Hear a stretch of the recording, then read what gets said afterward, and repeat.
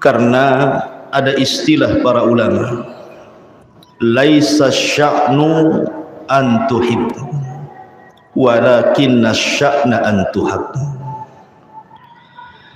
Bukanlah sebuah perkara itu bagaimana Anda mencintai, tetapi bagaimana Anda bisa dicintai.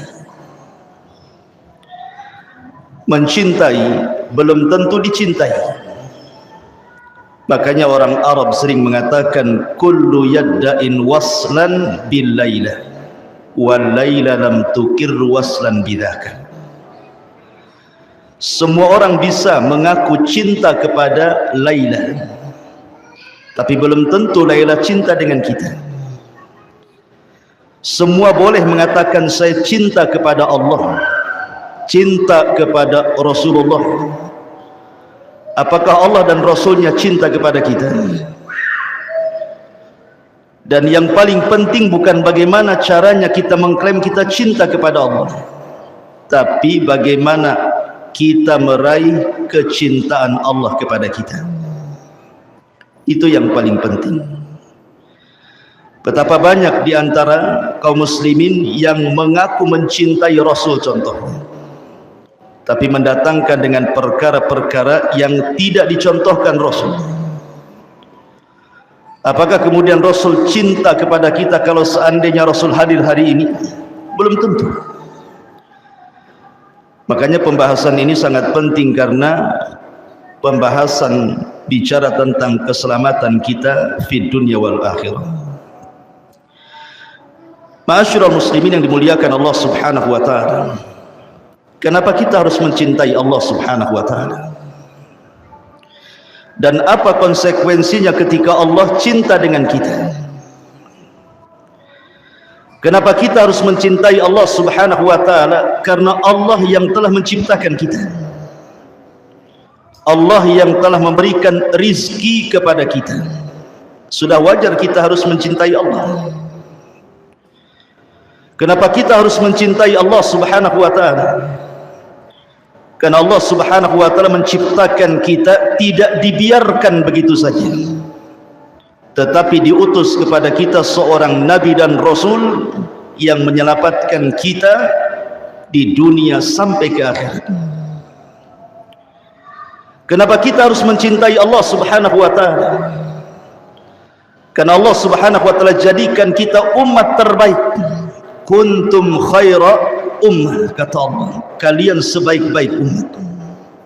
Ukhrijat linnas, yang dikeluarkan kepada manusia. Kenapa kita harus mencintai Allah Subhanahu wa taala?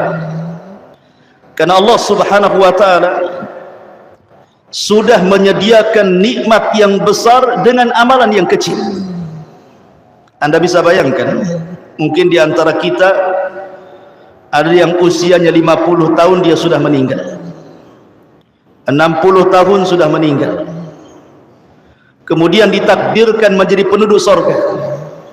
Dia kekal di sorga selama-lamanya dengan kenikmatan yang tidak pernah dilihat mata, didengar telinga, terlintas pun tidak. Itulah kenapa kita harus mencintai Allah Subhanahu wa taala. Kenapa kita harus mencintai Allah Subhanahu wa taala? Karena setiap malam, sepertiga malam akhir, Allah itu turun, kemudian mengatakan kepada kita semuanya hambanya, man yad'uni fa astajibalah, wa man yas'aluni fa u'tiyah, wa man yastaghfiruni fa aghfiralah. Siapa yang berdoa aku kabulkan, siapa yang meminta ku kasih, siapa yang beristighfar meminta ampun ku berikan ampunannya. Kira-kira ada raja dunia yang paling kaya menawarkan kekayaannya kepada manusia? Tidak ada, kecuali Malikul Muluk, Allah Subhanahu wa taala. Sudah pantas kita mencintai Allah Subhanahu wa taala. Kenapa Allah Subhanahu wa taala harus kita cintai? Sebab kalau Allah Subhanahu wa taala mencintai kita, apa yang terjadi? Nadahu Jibril, Allah akan panggil Jibril. Kemudian Allah katakan kepada Jibril, ya Jibril, inni uhibbu fulana, Jibril, aku suka dengan si fulan, fahibbahu, kau harus cinta juga dengan dia. Maka kemudian Jibril menyeru seluruh malaikat yang ada di bumi, yang ada di langit, yang ada di arsy, yang jumlahnya tidak ada yang tahu kecuali Allah. Apa kata Jibril? Ya malaikat Allah, innallaha ahabba fulanan fa'ahibbuhu. Wahai malaikat-malaikat Allah, dimanapun kalian berada, Allah telah mencintai seorang hamba, maka kalian wajib cinta kepada dia. Maka semua malaikat mencintai orang ini. Kemudian Allah Subhanahu wa ta'ala menanamkan kecintaan kepada seluruh makhluk yang ada di bumi kepada dia. Lalu apa manfaatnya kita dicintai oleh manusia? Di zaman Rasul ada jenazah yang sedang lewat, kemudian dipuji karena kesolehannya. Rahimallah fulan, semoga Allah merahmati si fulan. Fulan rajulun saleh, si fulan orang yang saleh. Maka kemudian Rasul mengatakan wajabat lahul jannah, maka jenazah yang dipuji manusia itu wajib masuk surga. Lalu apa faedahnya malaikat mencintai kita? Yang mencatat amalan kita itu malaikat, yang mengangkat amalan kita ke langit sampai ke arsy Allah juga malaikat, yang mencabut nyawa kita juga malaikat. Bayangkan kalau malaikat-malaikat itu cinta kepada kita, apa yang terjadi? Tentu Allah Subhanahu wa ta'ala akan memberikan taufik kepada kita. Disinilah wajibnya kita mencintai Allah Subhanahu wa ta'ala. Sebab kalau Allah Subhanahu wa ta'ala sudah mencintai kita, ikhwan, maka Allah Subhanahu wa ta'ala berikan kematian terbaik kepada kita. Sebagaimana Rasul mengatakan, innallaha idza ahabba 'abdan ista'malahu. Allah kalau suka dengan seorang hamba, maka Allah Subhanahu wa ta'ala akan ista'malahu. Apa ista'malahu itu? Sahabat bertanya. Kata Nabi sallallahu alaihi wasallam, yuhayyi lahu khaira khawatimihi. Maka Allah Subhanahu wa ta'ala akan sediakan kematian terbaik kepada dia. Allah akan sediakan kematian terbaik kepada dia. Kita tahu bahwa ketika saya, Anda atau siapapun lahir dari perut ibu kita, siapa yang menangis, siapa yang tertawa? Bayi itu menangis saat dilahirkan dan orang-orang di sekitarnya tertawa, kan? Tapi lihat saat kematian, siapa yang menangis, siapa yang tertawa? Kalau yang meninggal ini seorang mukmin yang mencintai Allah dan dicintai Allah, dia tertawa sementara orang di sekitarnya menangis. Karena malaikat membisikkan di telinganya dan mengatakan, alla takhafu wa la tahzanu wa abshiru bil jannati allati kuntum tu'adun. Jangan takut, jangan sedih, Allah janjikan surga kepadamu. Maka malaikat mengatakan, ya ayyatuhan nafsul mutmainnah, irji'i ila rabbiki radiyatan mardiyah. Hei jiwa yang tenang, keluar. Engkau sudah ditunggu dengan keridhaan Allah Subhanahu wa ta'ala. Maka ruh itu keluar dengan sangat tenang dan tidak susah payah. Berapa banyak orang-orang yang sakaratul maut berbulan-bulan tak mati-mati, tapi ruhnya seorang mukmin sekejap saja dia dicabut, dan hanya merasakan keperitan sebentar, itu pun sebagai penggugur dosa terakhir dia. Kemudian masuk ke alam kubur, kemudian ditampakkan di sebelah kirinya neraka, dia pun ketakutan. Tapi malaikat mengatakan, itu bukan tempatmu. Kemudian Allah Subhanahu wa ta'ala tampakkan di sebelah kanan sorga. Kemudian dia pun mengatakan, ya Rabb aqimis sa'ah, ya Rabb tegakkan kiamat supaya aku bisa masuk ke istanaku dan berjumpa dengan keluargaku. Tapi Allah Subhanahu wa ta'ala katakan, belum waktunya, kiamat masih panjang.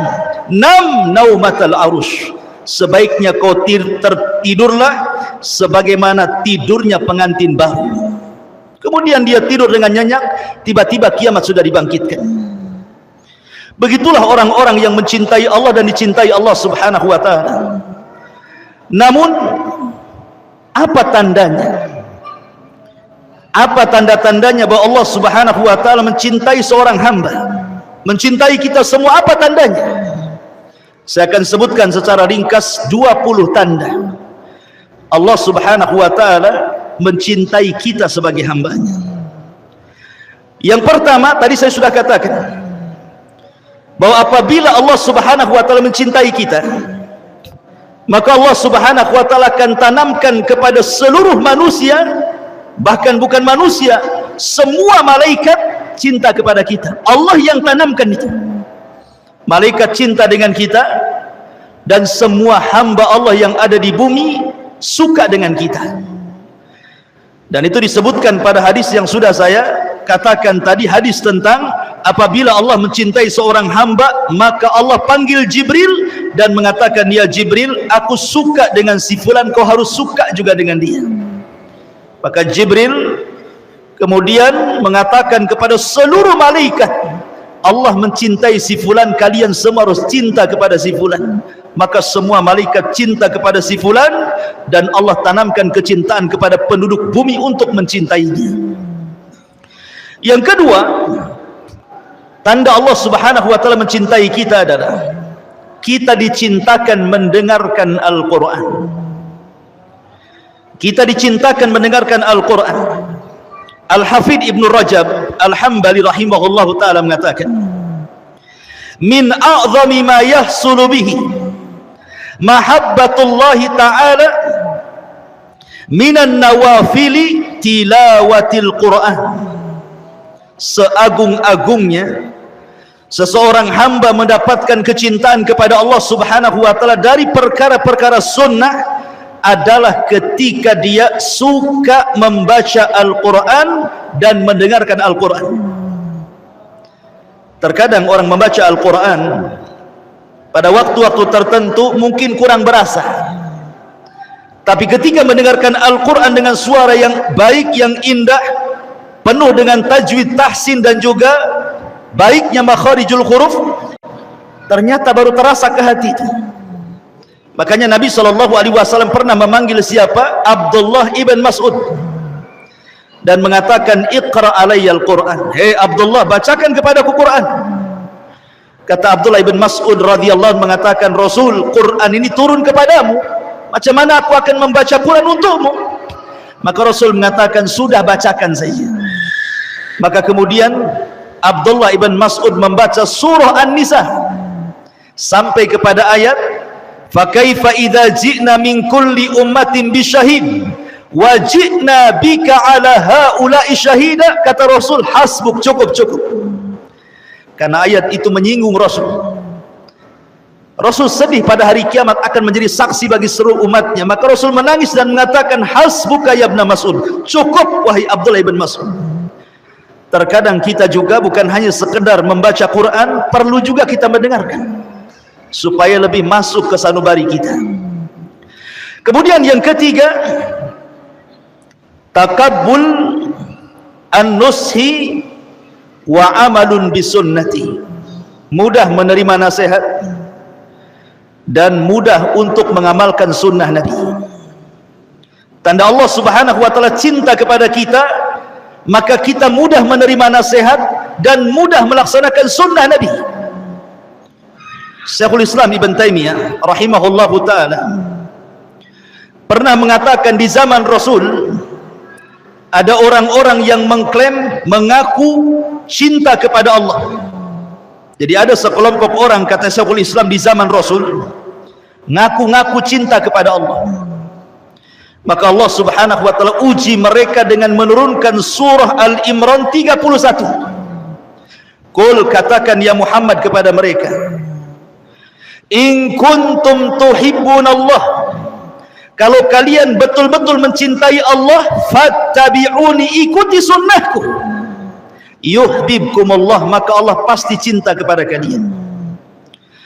Kalau seseorang kemudian mengklaim mencintai Allah, tiba-tiba kemudian dia berlaku bid'ah, menyelisih sunnah Nabi sallallahu alaihi wasallam, maka itu bukan tanda Allah sayang dengan dia. Karena tanda cinta Allah dengan kita itu kalau kita suka dengan sunnah Nabi. Karena syarat meraih kecintaan Allah itu adalah dengan cara mengikuti sunnah Nabi sallallahu alaihi wasallam. Karena kecintaan tidak bisa hanya di lisan saja, tapi kecintaan itu harus dari lubuk hati yang paling dalam, kemudian dipraktekkan lewat lisan dan badan kita. Abu Talib, orang yang sangat mencintai Nabi. Siapa yang lebih berjasa dalam perjuangan dakwah Nabi melebihi Abu Talib? Coba. Abu Talib itu menyerahkan nyawanya untuk membantu Nabi karena sayangnya dengan Nabi. Tetapi apakah cintanya Abu Talib bermanfaat? Tidak juga. Abu Talib tetap masuk neraka walaupun mendapatkan syafaat khusus Nabi, dan dia tidak pernah keluar dari neraka, tetapi azabnya diringankan gitu saja. Cinta Abu Talib tertolak dan tetap harus masuk neraka. Kenapa? Karena Abu Talib tidak pernah masuk Islam. Kemudian juga sebaliknya orang-orang munafik di zaman Nabi sallallahu alaihi wasallam, Abdullah ibn Ubay ibn Salul dan juga gerombolannya, orang-orangnya, mereka berpura-pura cinta di hadapan Rasul. Lisannya mengatakan, ya Rasulullah, inni uhibbuk, saya cinta dengan kamu, tapi hatinya penuh dengan kebencian. Masuk surga? Tidak. Allah turunkan kepada Abdullah ibn Ubay ibn Salul, innal munafikina fi darkil asfali minan nar. Orang-orang munafik itu akan diletakkan di intip neraka yang paling dalam. Percuma kecintaannya. Karena kecintaan kepada Allah subhanahu wa ta'ala mengharuskan kecintaan kita kepada Rasul, dan kecintaan kita kepada Rasul mengharuskan mencintai sunnah-sunnahnya dan membenci orang-orang yang menyelisih sunnahnya. Kemudian yang keempat, tanda Allah cinta dengan kita, maka pasti Allah akan memberikan ujian kepada kita. Karena bagaimanapun seseorang itu kan harus diuji. Seperti Anda punya murid-murid, apakah orang ini cerdas atau orang ini bodoh, kita uji. Maka Allah subhanahu wa ta'ala juga sama. Apakah kecintaan Anda itu shadiq, jujur, ataukah kecintaan Anda ini hanya dusta saja? Maka Allah uji dengan berbagai macam bala, ujian. Terkadang diuji dengan sakit, terkadang diuji dengan ekonomi, diuji dengan keluarga, diuji dengan manusia, diuji dengan macam-macam ujian. Makanya Allah mengatakan, innallaha idza ahabba 'abdan ibtalahu. Allah kalau suka dengan hamba, Allah uji dia. Allah uji dia, apakah dia sabar atau tidak. Kalau dia sabar, berarti memang dia dicintai Allah subhanahu wa ta'ala. Kalau tidak sabar, maka dia belum meraih kecintaan Allah. Karena lanjutan hadisnya Rasul mengatakan, faman radiya falahur ridha wa man sakhita falahus sukhtu. Siapa yang ridha dengan ujian, maka Allah senang dengan dia. Siapa yang benci dengan ujian, Allah pun benci dengan dia. Ma'asyiral muslimin yang dimuliakan Allah azza wa jalla, Nabi ketika pulang dari Taif, bayangkan 18 kabilah berkumpul di Mekah sepeninggal Abu Talib dan Khadijah yang disebut dengan Amul Hazni, tahun kesedihan. Rasul diancam, berani kau berdakwah terang-terangan, kami bunuh. Akhirnya Nabi SAW terpaksa harus hijrah ke Taif, mencari lahan baru untuk berdakwah. Sampai di Taif, rupanya orang Taif lebih ganas dibandingkan orang Mekah. Baru sampai sudah dilempari batu, diusir. Di perjalanan Nabi SAW apa yang dilakukan? Berdoa kepada Allah, Allahumma ashku ilaika dha'fi quwwati.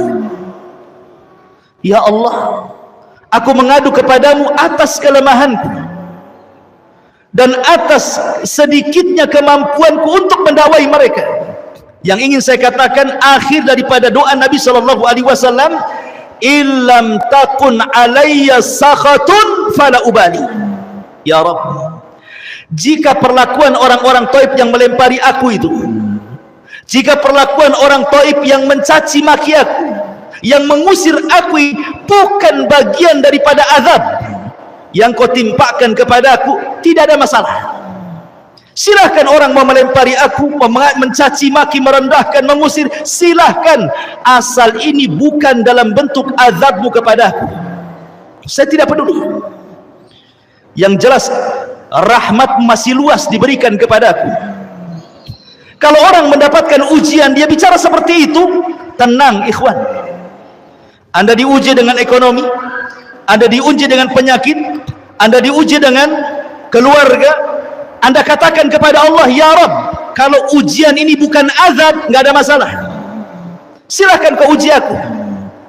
Tapi kalau ujian ini azab, na'udzubillah, kita berlindung kepada Allah subhanahu wa ta'ala. Kemudian yang nomor 5, husnul khatimah. Tanda Allah subhanahu wa ta'ala cinta kepada kita, maka Allah akhiri kehidupan kita dengan kehidupan yang baik. Kemudian yang nomor 6, tanda Allah subhanahu wa ta'ala cinta kepada kita, maka kita akan berlaku zuhud. Tahu zuhud? Kata Hasan Al-Basri rahimahullahu ta'ala, zuhud itu artinya meletakkan kekayaan di tangan, tidak meletakkan dunia di hati. Kata Hasan Al-Basri, saya ulangi, makna zuhud itu artinya meletakkan dunia di tangan kita, tidak meletakkan dunia di hati kita. Jadi dunia itu hanya sebatas di tangan. Terkadang dia datang ke tangan, dia pergi dari tangan, dia tidak pernah masuk ke dalam hati. Ketika kemudian kita bisa melakukan keyakinan seperti ini, bahwa dunia itu hanya di tangan, maka apabila datang dunia ke tangan, kita tidak terlalu senang. Apabila dunia pergi dari tangan pun, kita tidak terlalu sedih. Kenapa? Karena tidak masuk dalam hati. Dunia itu hanya berpindah-pindah tangan saja. Itulah zuhud artinya. Dan Nabi SAW pernah ditanya, ya Rasulullah, tunjukkan kepadaku amalan yang bisa Allah cinta dengan aku dan manusia pun cinta dengan aku. Maka sahabat mengatakan pertanyaan seperti itu, kata Rasul, izhad fid dunya yuhibbukallah, wazhad fima indan nas yuhibbukan nas. Zuhudlah terhadap dunia, Allah cinta dengan kamu. Zuhudlah kepada manusia, manusia cinta dengan kamu. Kemudian yang nomor 7, mahabbatu liqa Allah, berusaha untuk rindu berjumpa dengan Allah. Perjumpaan kita dengan Allah itu 4 kali, 2 di dunia dan 2 di akhirat. Ingat, perjumpaan kita dengan Allah itu 4 kali, 2 di dunia dan 2 di akhirat. 1 saat Anda sholat. Ketika kita sholat itu kita sedang berjumpa dengan Allah. Mana dalilnya? Allah mengatakan dalam Al-Quran, wa innaha lakabiratun illa alal khashi'in alladzina yadhunnuna annahum mulaqu rabbihim. Sesungguhnya sholat itu berat kecuali bagi orang-orang yang khusyuk. Siapa orang yang khusyuk? Orang yang yakin dia sedang berjumpa dengan Allah. Ini perjumpaan yang pertama. Perjumpaan yang kedua, saat ruh dicabut. Saat ruh kita dicabut, kemudian dibawa oleh malaikat, rusulul maut, dibawa ke langit pertama, ketiga, keempat, sampai ketujuh, kemudian berjumpa dengan Allah. Kemudian Allah katakan, kembalikan ruhnya ke dalam jasad, naikkan catatannya sampai ke Iliyin. Kemudian yang ketiga, saat berada di padang mahsyar, wa jaa rabbuka wal malaku saffan saffah. Rabb datang, malaikat bersaf-saf. Disitulah kita akan berjumpa dengan Allah. Dan yang paling terakhir, berjumpanya kita dengan Allah kelak di sorga. Kita mampu memandang wajah Allah, dan itu nikmat yang paling besar, melebihi nikmat sorga itu sendiri, memandang wajah Allah subhanahu wa ta'ala. Lalu apa maknanya? Hadis Nabi SAW, man ahabba liqa Allah ahabballahu liqa'ah. Siapa yang senang berjumpa dengan Allah, Allah senang berjumpa dengan dia. Siapa yang benci berjumpa dengan Allah, Allah benci berjumpa dengan dia. Aisyah radhiyallahu anha bertanya kepada Nabi SAW, apa maksudnya? Maka Nabi SAW mengatakan, seorang mukmin apabila dihabar gembirakan dengan rahmat Allah, dengan keridhaan Allah, dengan surga Allah, apabila seorang mukmin ini diingatkan tentang surga, tentang rahmat, tentang redha, maka dia senang ingin berjumpa dengan Allah. Kapan saya meninggal, kapan saya berjumpa dengan Allah? Tapi orang kafir, kalau diingatkan dengan perkara-perkara tersebut, maka dia tidak suka, maka Allah pun tidak suka dengan dia. Atau dengan kata lain, kata para ulama, kalau seandainya kehidupan kita ini kita investasikan untuk akhirat, umpamanya di dunia kita diluaskan rezekinya, saya ingin membangun rumah di akhirat, dia bangun masjid di dunia.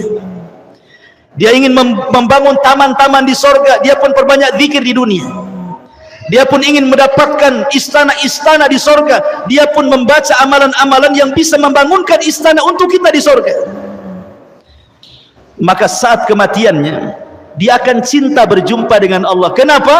Karena dia sudah investasi di sorga, dia ingin mengambil keuntungannya. Tapi kalau orang ini kemudian investasinya di dunia, tidak ada hartanya diinfakkan ke yang lainnya, hanya untuk poya-poya, bangun rumah besar-besar, beli kendaraan mewah-mewah, tidak ada untuk ibadah sedikit pun, maka saat kematiannya dia akan benci berjumpa dengan Allah. Kenapa? Karena dia harus meninggalkan rumahnya, meninggalkan kebunnya, meninggalkan mobilnya, meninggalkan ATM-nya, meninggalkan macam-macam. Akhirnya tidak mau pergi dia, tapi tetap dia pun harus mati. Ini yang ketujuh. Yang kedelapan, at-taufiq ila amalin salih. Tanda Allah cinta kepada kita, Allah berikan taufik kita ini rajin beramal saleh, mudah qiyamul lail, mudah sedekah, mudah baca Quran, mudah thalabul ilmi, mudah dimudahkan oleh Allah segalanya, tidak malas dalam beribadah. Sebagaimana Nabi SAW mengatakan, idza ahabballahu abdan assalahu, apabila Allah mencintai seorang hamba, maka Allah akan berikan kenikmatan kepadanya. Sahabat bertanya, apa maksudnya kenikmatan itu wahai Rasul? Maka Rasul mengatakan, yuwaffiq lahu amalan salihan, maka Allah berikan taufik untuk mudah mengamalkan amal saleh. Kemudian yang nomor 9, hubbu dzikrillahi azza wa jalla. Tanda Allah cinta dengan kita adalah ketika kita banyak menyebut nama Allah. Disebutkan oleh Al-Hafidh Ibnu Rajab Al-Hambali rahimahullahu ta'ala, dia mengatakan, minal a'malil lati tusilu ila mahabbatillahi ta'ala wa hiya min a'zami alamatil muhibbin kathratu dzikrillahi azza wa jalla. Kata Imam Ibnu Rajab Al-Hambali dalam kitabnya Fathul Bari, dia mengatakan, dari amalan-amalan yang mudah mengantarkan manusia kepada kecintaan kepada Allah, dan ini sebesar-besarnya alamat, adalah orang-orang yang suka memperbanyak zikrullah, berzikir kepada Allah. Ikhwan, kalau antum cinta kepada seseorang, pasti antum akan menyebut-nyebut seseorang itu, memuji seseorang itu. Maka kalau kita cinta dengan Allah, harusnya kita suka menyebut-nyebut nama-namanya, memuji nama-namanya, berzikir kepada Allah, karena itu tanda di mana Allah mencintai kita. Lisan kita dimudahkan berzikir. Kemudian yang nomor 10, taufiq li khidmatin nasi wa i'anatihim wa tafriji qurabihim. Tanda Allah cinta dengan kita adalah kita dimudahkan menolong orang. Mudah kita nolong orang, itu mudah sekali. Harta yang kita berikan kepada orang tidak pernah ada kebakhilan dalam hatinya. Senang dia membantu orang, membantu fuqara, membantu fakir miskin, membantu anak yatim, membantu orang yang kesulitan, mudah bagi dia. Tidak ada kepelitan dalam hartanya. Nabi SAW pernah mengatakan, Rasul pernah ditanya oleh seorang sahabat, ya Rasulullah, ayyun nas ahabba ilallah. Rasul, manusia yang paling dicintai Allah itu seperti apa? Maka Rasul mengatakan ahabbun nas ilallahi anfa'uhum linnas. Manusia yang paling dicintai Allah adalah manusia yang paling banyak bermanfaat kepada manusia. Coba anak-anak itu bisa ditenangkan ini. Baik. Jadi kemudian lanjut hadisnya, Nabi mengatakan wa ahabbul a'mal ilallah sururun tudkhiluhu ala muslim. Dan amalan yang paling dicintai Allah adalah Anda memasukkan kebahagiaan kepada hati seorang mukmin. Ikhwan, ibadah yang paling afdal itu disebutkan para ulama adalah jabrul qulub. Antum tahu jabrul qulub? Jabrul qulub itu artinya menutup kesedihan orang. Dan yang paling afdal adalah menutup kesedihan orang tua. Yang paling utama sebelum menutup kesedihan orang lain, tutup kesedihan orang tua. Kisah Nabi Yusuf alaihi salatu wassalam. Ketika Yusuf alaihi salatu wassalam memboyong ayahandanya, saudara-saudaranya yang sudah pernah menyakitinya, memasukkan dia ke sumur, kemana? Ke Mesir. Kemudian Yusuf menceritakan kepada bapaknya kenapa dia sampai di Mesir. Yusuf hanya mengatakan bahwa penjaralah yang menjadikan aku seperti ini. Coba bayangkan, penjaralah yang menjadikan aku seperti ini. Yusuf tidak menceritakan kejahatan saudaranya, tidak mengatakan wahai ayahku, orang ini loh saudara-saudaraku yang masukkan aku ke sumur, akhirnya aku dibawa pedagang. Enggak, Yusuf tidak pernah menceritakan, padahal Yusuf manusia juga kan begitu. Yusuf hanya menceritakan soal penjara. Ini menunjukkan apa?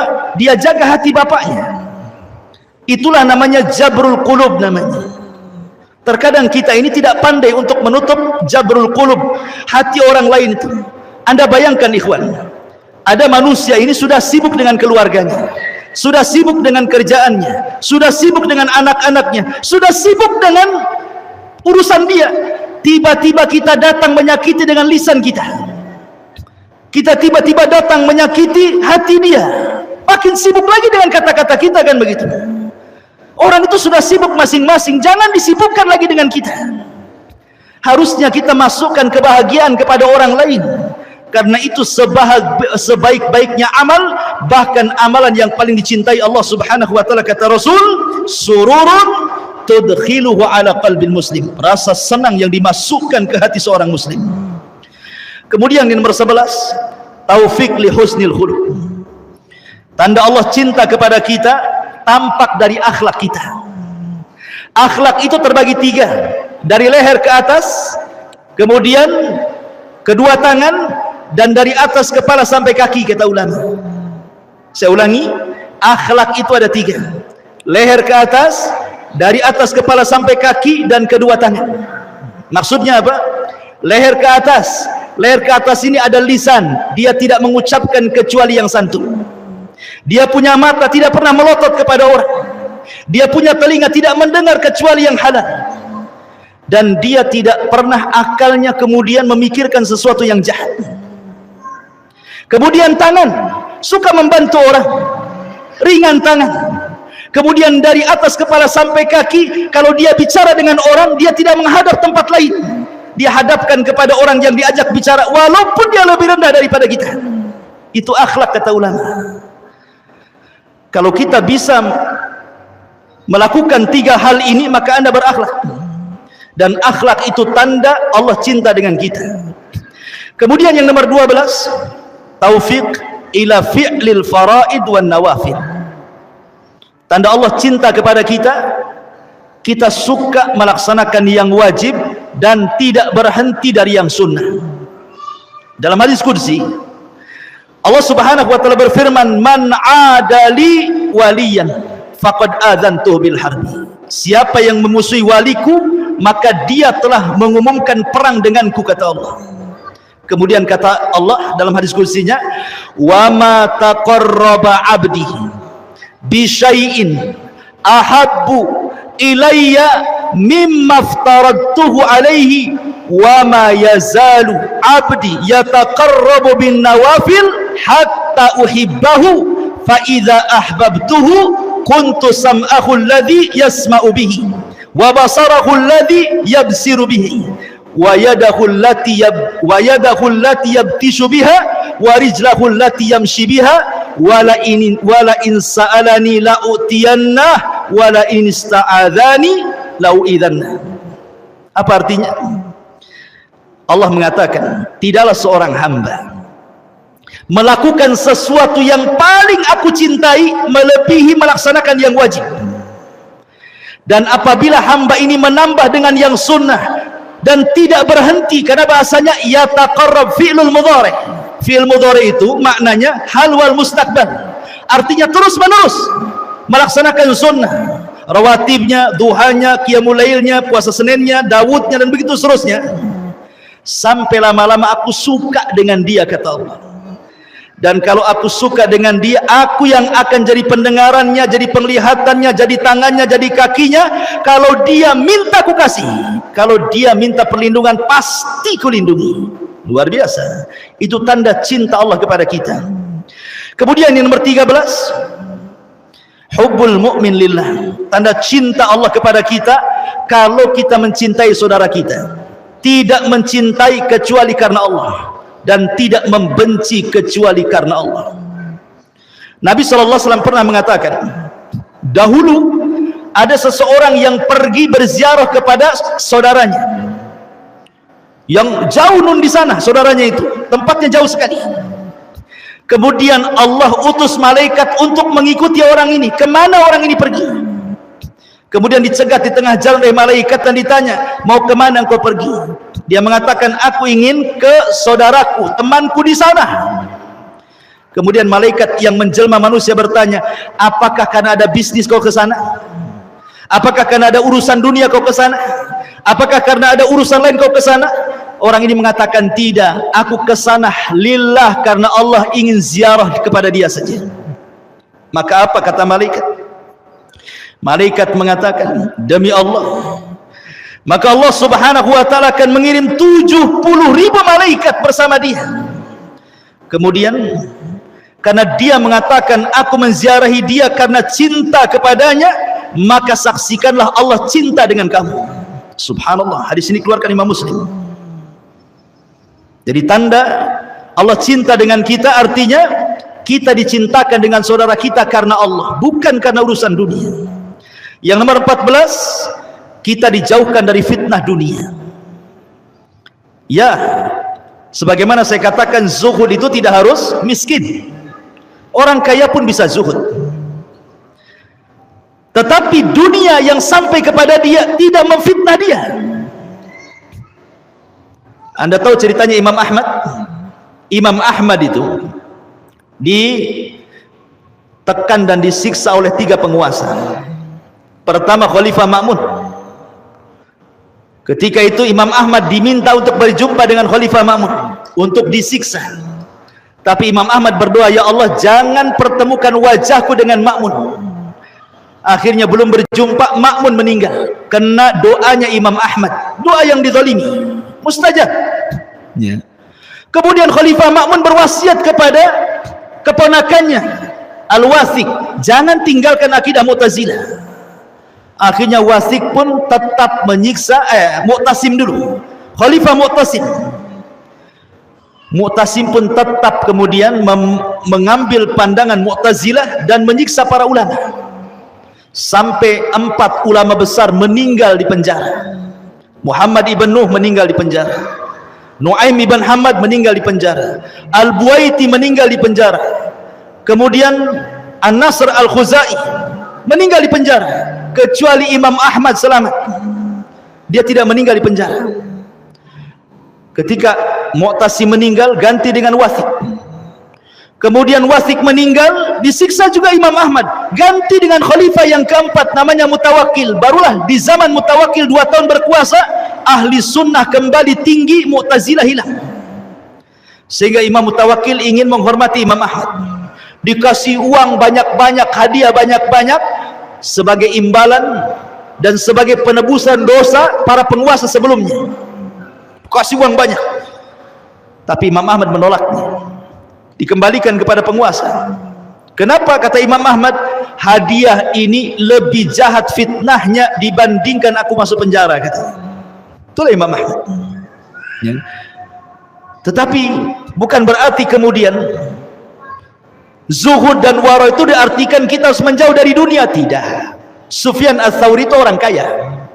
Sufyan Ats-Tsauri itu orang kaya raya, ulama kaya raya, dan dia percontohan orang zuhud. Dikatakan kepada Sufyan Ats-Tsauri, wahai Sufyan, engkau kan imamnya para orang-orang zuhud, kenapa kau kaya kali, katanya. Apa jawaban Sufyan Ats-Tsauri? Ya, likai la atamandalu alal muluk, katanya. Kenapa saya harus kaya, kata Sufyan Ats-Tsauri?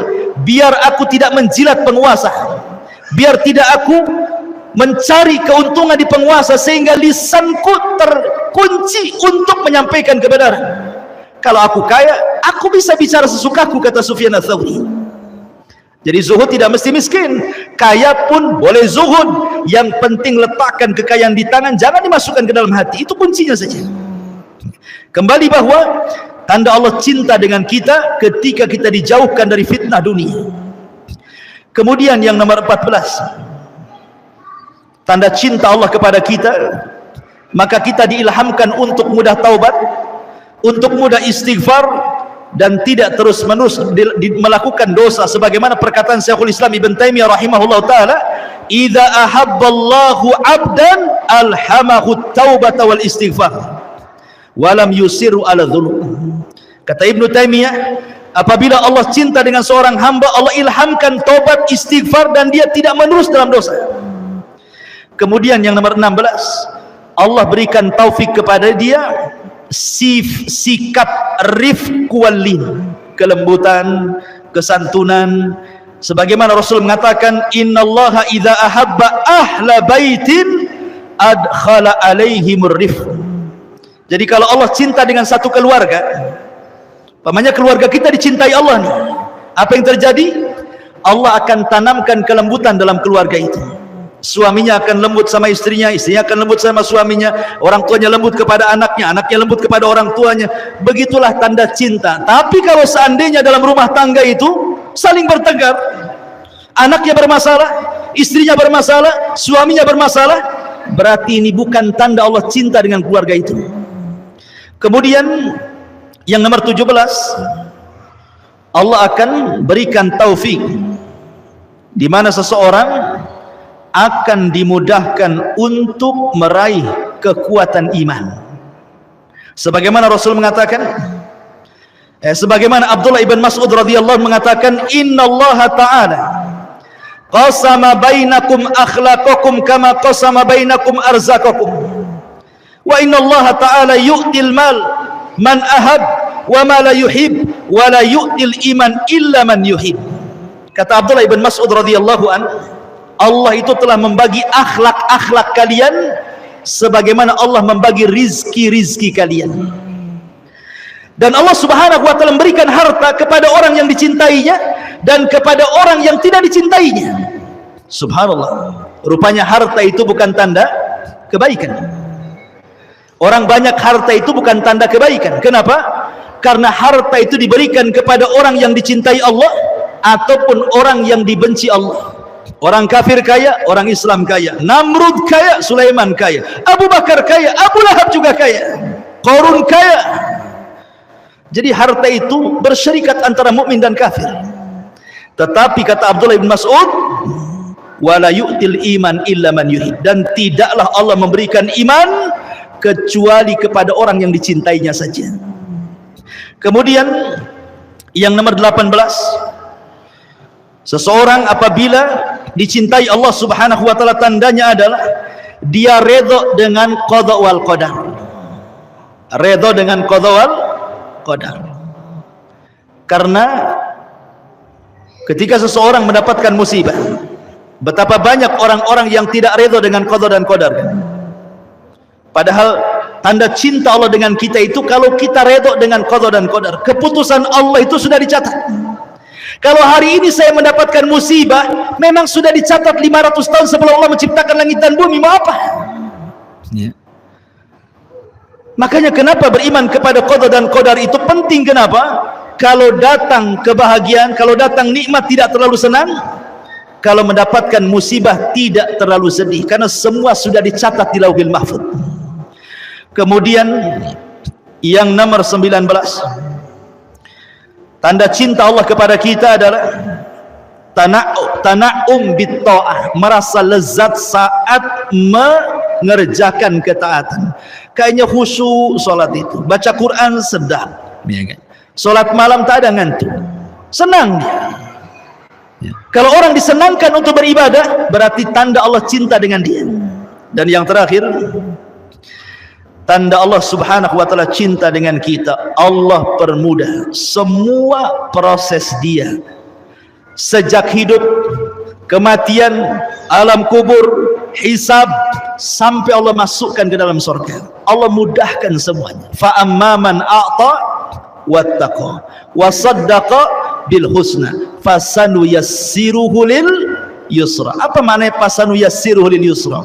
Fasanu yassiruhu, maka kami mudahkan jalannya, yang dia sudah mudah berjalan di situ. Dia sudah mudah melakukan salat, melakukan puasa, melakukan zikir, baca Quran, mudah bagi dia. Allah mudahkan lagi, sehingga dia diakhiri kehidupannya dengan kemudahan. Masuk kuburan Allah mudahkan, masuk padang mahsyar Allah mudahkan, titian siratal mustaqim Allah mudahkan, masuk ke dalam surga pun Allah mudahkan. Dan itulah tanda Allah cinta dengan kita. Inilah di antara 20 tanda di mana Allah subhanahu wa ta'ala mencintai kita. Mudah-mudahan kita diberikan taufik oleh Allah subhanahu wa ta'ala. Allah mencintai kita dan kita senantiasa mencintai Allah subhanahu wa ta'ala. Wallahu a'lam. Mudah-mudahan yang sedikit bermanfaat. Subhanaka wa bihamdika asyhadu an la ilaha illa anta astaghfiruka wa atubu ilaik. Allahu ta'ala alam. Assalamualaikum warahmatullahi wabarakatuh.